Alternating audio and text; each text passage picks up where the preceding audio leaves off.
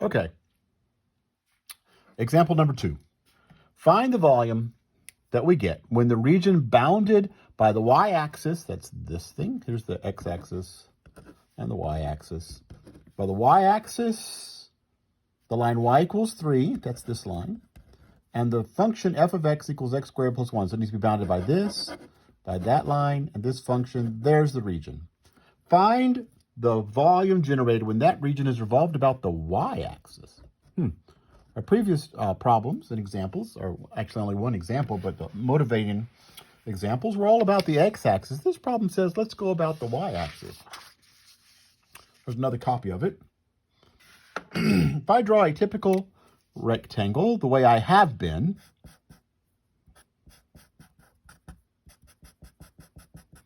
and revolve that around the y-axis, what I get is not going to look like that. In fact,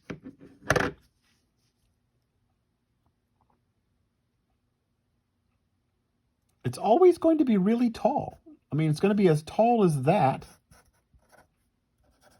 Remember in the other examples, in the first example, the height of that dx, we let it get really, really small.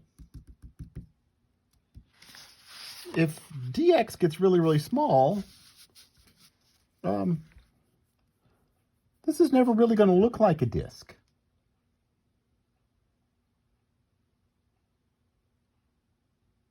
So what do we do?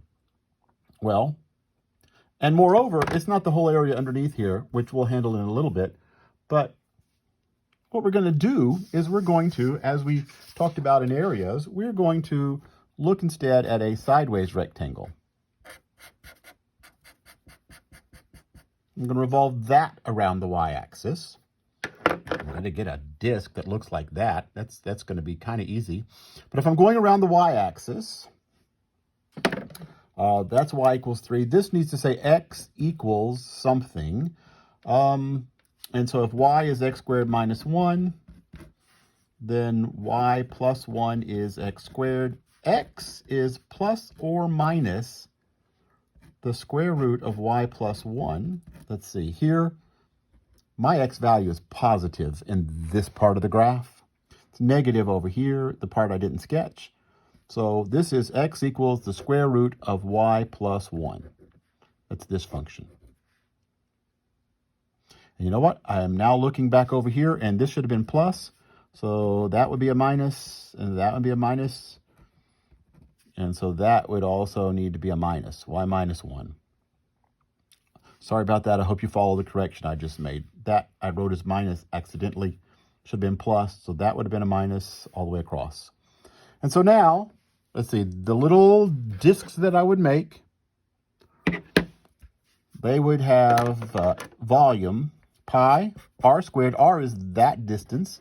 It's got to be a function of y since we're dealing with horizontal rectangles, but that would be square root of y minus 1 pi r squared. H is dy, and my y ranges from here, that's 1, to here, which is 3. And that was using discs.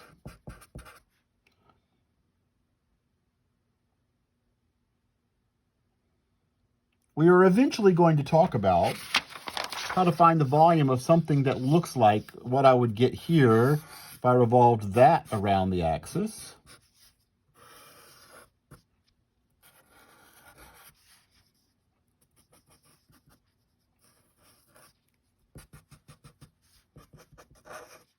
Would look something like that, like very appropriate for these times of our lives. It looked like kind of like a roll of toilet paper.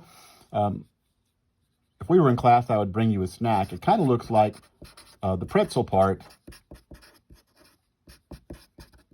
of a combo. That's what I would get if I revolved that, not one of these. So we will eventually talk about how to do this, but it's not going to give me a disc.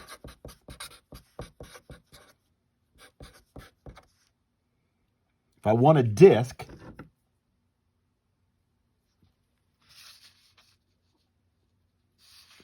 then